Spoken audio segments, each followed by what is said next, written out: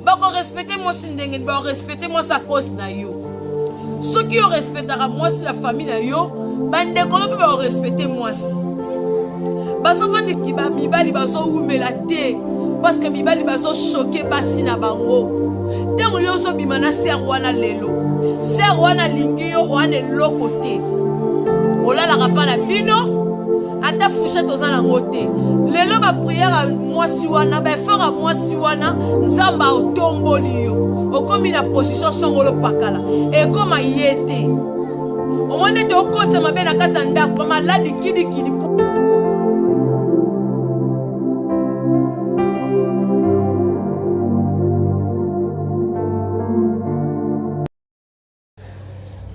Bonjour, bonsoir, réseau dépend de Cannes, dans l'émission, il y a femmes sages partout dans le monde.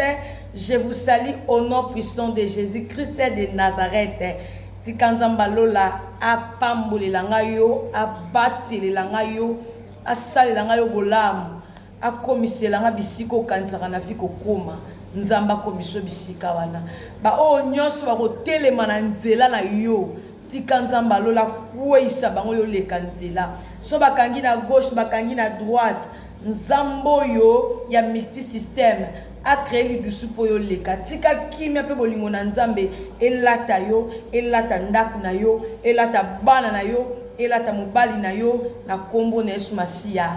Amen. Merci beaucoup en tout cas. Na o sepela na bino so bozo benga ngai. Émission Bosepelaka ya malolo beta lisolo mama lisolo lelo en tout cas to liker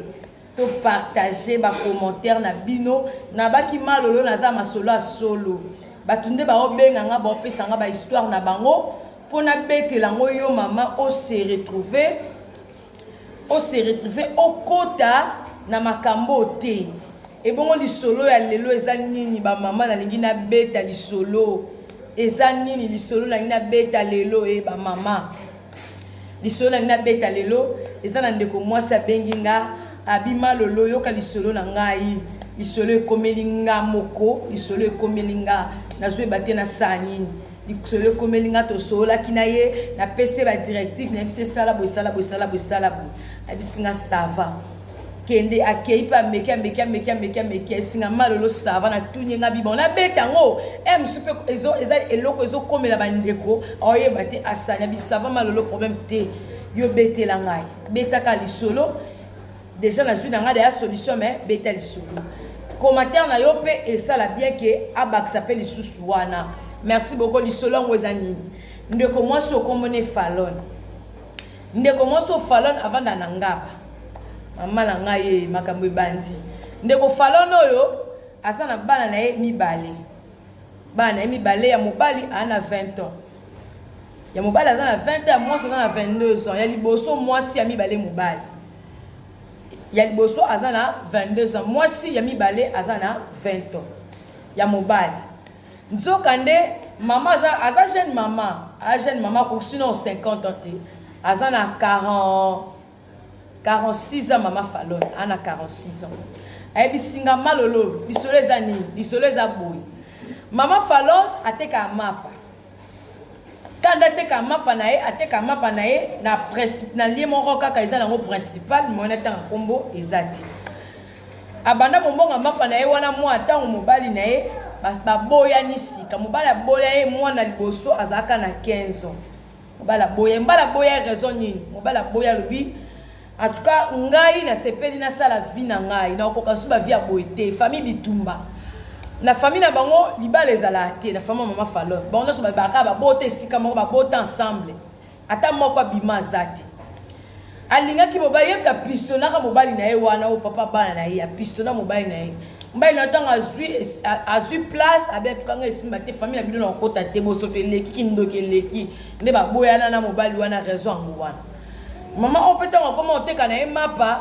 nzamba tika bana ete nzambe pa alala rapete akutana na tonton moko boy akutana tonton moko tonton pa balaka asala 20 ans de mariage ba bota te na mwasi wana ndako sani eko kabona na mwasi na ye 20 ans de mariage batika la bota te tonton azana ba 50 azana 56 ans ana 56 ans donc papa aza papa 56 ans papa naza 50 ba mama otoyoka lisolo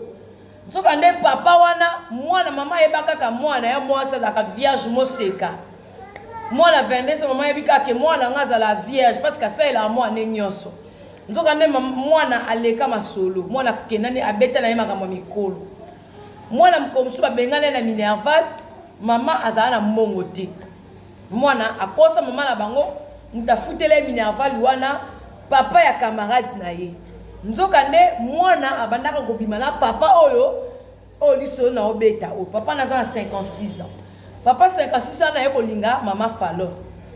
tanga lingi mama Fallon nga penza en tout cas na fandi na nga pa na yo nalinga ka jeune elenge moko boye jeune fille moko boye azaya penda epa na nga za mwana mais na sepelaki na bala ye kaka na monaki age eza mokie na sepele na bala ye mais mwana nga za mobulu makasi kokutanisa nga na mibali na mike nazwaka bango charge ebisanga baza na position te mama na bango abela kota ndaku aza na leki na mobali en tout cas nasungaka chaque fin du mois nafuta ndaku makambo nyonso nzoka nde mwana mwasi oyo aza pe na mwa likangu na ye donc likangu na ye adiembelaka pa mwana mama Fallon likangu adiembelaka donc mwana mama Fallon pa likangu abima mwana bonne vie mbongo nyonso papa napesaka ye mwana mama Fallon akende apesa ngo likangu na ye sikoyo mama Fallon na mobali oyo bolingo ekepe ndako bolingo eke musika alingi pena mama Fallon pa expliquer makambo na bango abinga naza mutu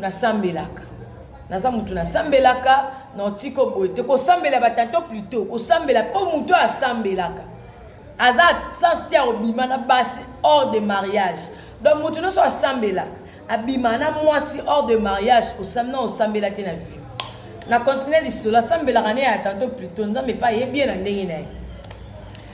abi ça va ngai balwa na bino tout ngai la kokoisa balwa ona ngai na ye pona honorer yo na tsao na ndako na bala yo na zena mwasi na nga to sali 20 ans to botite mais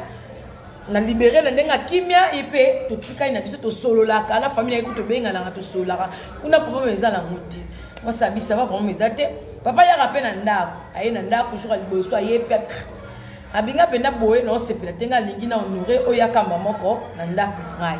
abisaba okutana pe na bana nga sokutana bana nga ezala bien okutana bana nga la jeune fille nga ya 22 ans na jeune garçon nga ya 20 ans. Le problème ezate na okutana nga la bango problème ezate je mususu ayekana ndako alambeli mobali na ye alambeli papa wana alambeli mombisa mai na pomme de terre et ya ba goût préféré ya papa wana alambeli ayepe na ndako ebisi pe bana ayo zo bima boye zonga avant papa koya. Ça va problème te to mona pe papa pa ya siso lia présenter mwana ya mobali a présenter bien en tout cas na sepeli ba solo pe la papa bien ba solo lia mwana liboso ya mwasi aye afungo pe ba mbala film tandada afungola rideau boy atala boy sugar daddy na ye avanda bien na mama la bango sugar daddy to comprendre sugar daddy amoni sugar daddy avandi pembeni osi mwana pa koti mwana ebi mama ebika mwana za moseka aibika mwana za vierge mwana moseka nzoka ne mwana bimana na père à 56 ans ayamba déjà ma ya chocolat na nzoto mais papa mama ebika mwana za moseka mais mwana na nzoto ma ya chocolat de ekota babima une fois na tata 56 ans baba vandi pa akoti pa vandi mwana tika abenge na kombo papa na ndako na biso yoko sani na ndako na biso yoko sani na ndeni mwana ngai mwana yo papa kokate esali mabe papa banjo toka mbala moko dans les films maman bazo comprendre te na ndenge ni azo toka azo transpirer na façon moko niveau likolo papa mwana pa bimaki papa kokita bien en tout cas na kende na kokite na koka sous chaleur te na kokate na biloko ngo pe balambela ke papa en tout cas ya liboso emi balé atika liate akota pe na mutuka papa kendana mama patikali mutemezaka bien po ese papa na comprendre bité ko comprendre ka tika lobi to mona na ka papa ba yo ozongo mama yo ozongo tu na mwasi mwana te lokote nini elokote eloko te na ndeni mama kasi papa na moni na kata awa kasi papa kama tanda kosi mama bango kasi papa ya camarade ngo afutelenga minerval ye yo te mama mobali ya batu penza mama sikonga na loba nini na famille wana ibunga na yebaki mama quand tu zalaka na camarade nga to mama tika libalo mama toi pardon mama longola numéro na téléphone na yo mama ko sala nga boyeto boma ngai papa camarade nga ye yo ma bangabi je me suis sous ça qu'allo se yaka oh papa camarade ye onde mais bisenga de ba divorce bisanga pe abota te mama mi belle bazaka bon mi belle balokuta yebi mi belle baka bon mi belle balokuta yo comment ko linga mi belle o te mama de to yo kakati de pe to yo kakana biso de papa sundola o pe mi belle ba bongoti ça va mama pe ayoki mwana ye nzambe limbisanga na koti na foyer batu na de tout foyer batu na yebaki na ngati etiki pe abengi pe mobali pété loko pété silence pe mobali pe ba aoko kanté on va t'en expliquer moi si ndenge nini ako expliquer moi si parce que papa kei pe na bolingwa ma falo na ke penza une semaine 2 semaines abenga pété alongola pe azo sanya nini a bloquer papa ba na téléphone a bloquer quand des alarmes comme ça bimote kané mapa mona ka ju pété les miwana et telemi attends mon ka voiture a vimba na hôtel la voiture ta kange longi papa kiti o na ko expliquer nga nini yo kosa ngai oloba na ngai ke bo divorça o botate nga na koki ko ta trouble te na foyer batu parce que nga na ko linga te ko panza libala batu na zana mwana nga mwasi so na bina sala kuna ata ba ozong sela nga te na biki nga na ko bala na nga te bongo mwana nga zana no lenge e simba te donc a boy pour défendre mwana le ko sala e ko zongela pe mwana papa trouble na foyer na ngota trouble on na foyer na yo na olinga pété yo ta papa sainte te papa sainte nde nani basamble boni nango basamble boni yo ta papa sainte te sainte nde nani na bi sainte te na bi ton solo là na ko expliquer yo abi ça va problème ezate amati pe na mutuka mati sipe mapa ba ke ba vandi quelque part ba mama na nga ba papa na ngai eza histoire vraie eza histoire vraie na obete la bino eza makambo salami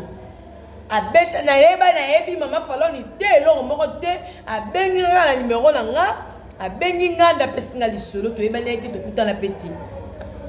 donc pesani ka bana pese ba conseil à comprendre ça lango pe esimbi monsieur pozo se retrouver na lisolo yo yango na yepe soki ba boye na biso ba koloba nini pona yo merci beaucoup. Papa pe abengi mama ba ke ba fandi quelque part en tout cas limbisanga falo na bombela kiyo na nga pe na yebaki na nga pété na bombela kiyo ke na bimena mwana na 22 ans te na bimana ye une fois na bimana ye mwana 22 ans yo bimana kasi mwana na yo wana mwana nani mwana nga mwasi mwana mwana nga mwasi mama sani aokeni mwana nga mwasi mama sani ni a piqué crise tant a piqué crise ala bapopoli aye kozonga afandi mama bajikolela mwana na ngai nga na yebi mwana nga za vierge yo bimana mwana nga na age oza nango okosanga boye mpona nini okoza pe kokwa mwana na wana abandi kolela mwana na ngai obebiseli nga mwana bino ngana linga mwana vierge te ngana linga mwana vierge te ngam na dévierge été ba position mwana kuta salanga ata mosi na nganda katika la usalanga ngote mama fungoli muno kange na bila mozo kanga pesoni te ozo balanga bongo o kanga mama ndikolela abandi kolela abinga na lingyo na bolingwa solo ngala lingyo na bolingwa solo ngala mwana na to bimaka une na yebaka peteke asa mwana na yo na yebate zaka histoire avia vika ndezalaka na yebate tuka ngala lingyo na nina honore yo na nina bala yo mwasa do bimana mwana na nga ngala ko bala na yo bolungu no mwana nga mona ngo deja ale ngala bimana yo esimbate na sangisi nzoto parce que na maman pa op déjà mbeka donc maman na mwana ba moni nzoto moko papa lobi aza posa abala mama falon petanga zongi na ndako asalika semblaka bongo bongo kaka seki kandeza na bana avandisi mwana mobali avandisi mwana mwasi atuni mwana ye abi yaya oza vierge oh mama otunanga bongo poani tenga la tuni oza vierge oh mama oyebi ke na vierge ko tunanga yo oza vierge yo oza vierge to ke no hôpital oh mama na teni ngo ke na hôpital oh ni ngo mama ona no sala na ngaye akangi porte abemo lelo nangana lekino to beta yo solo bi vérité oh mama nazanga vierge te nazaka na mbali nanga to vivre na ye papa kingani aza papa ya Cynthia oh mama abinga na tuni papa oya mobali nanga aza papa ba Cynthia oh te mwana nanga moko na boti na bombi na libumu nanga okosi ngai kaza papa ba Cynthia nzoka nde mobali na yo bobima na ye nga na yebi koza vierge na ndako mais yo ki kolala na papa 56 ans leka mobali ya telema bisika zala akanga yane na kingo aboma yo to saneni kanga ya na kingo mama ko kite tika nani akanga ya pe manyoso ekenda pe mekei donc moi na tikali pal bazui moi na bakene na hôpital moi na sanini ba piqué na hôpital ba salisa ba merfume ba salisa ba koko sala moi na azongi mama fala na lobi asala nini mobalo alinga honorer ye mobalo alinga bala ye mwana na ye moko abombeli ye vérité mais mobali ayebisi ye vérité parce que tant ba lingalaka pe ayebisa ye parcours à vie na ye ayebisa ye ndenge azala mwasi na ye bakabwana mwasi na ye n'est pas zora moi chérie moi on doit foutre les penda pa c'est parcours à vie na ye n'est pas comment qu'on vivre na moi la 22 ans wana mobala bomba te ayebisa nyonso pe na likambo moi ne moka bombi mais mobala sene ayebisa vérité asala nini conseil na bino e rosunga ndeko asala nini alinga andima libala oyo to andima libala te. Merci beaucoup na bino nyonso o wozaki wana pona koyoka lisolo yo nzamba lola abatela yo apambola misuba o commenter te me ba benga ngala ba téléphone mo ba ola muki bo téléphone charge sili bon soto komi ka 22h ba pele bandi 22h chance papouche aza compréhensive parce que soko azaki na compréhension te malola li banda pona makambo zo kende boy c'est qui m'a békoti. Merci beaucoup. Ba j'aime ba critique ba commentaire est très important. Bisous, bye bye. Bye bye. Ba ko respecter moi sindenge ba respecter moi sa cause na yo. Ceux qui respectera moi si la famille na yo, bande ko ba respecter moi si. Ba so fandi ki ba mibali ba so umela te parce que mibali ba so choquer basi na bango. Tango yo so bimana ser wana lelo. Ser wana lingi yo wana lokote. Olala kapa na bino ata fouché tozana ngote. Lelo ba prière mwasi wana ba fera mwasi wana nzamba otomboli yo. Okomi na position songolo pakala. E koma yete. Omone te okota mabe na kata ndako maladi kidi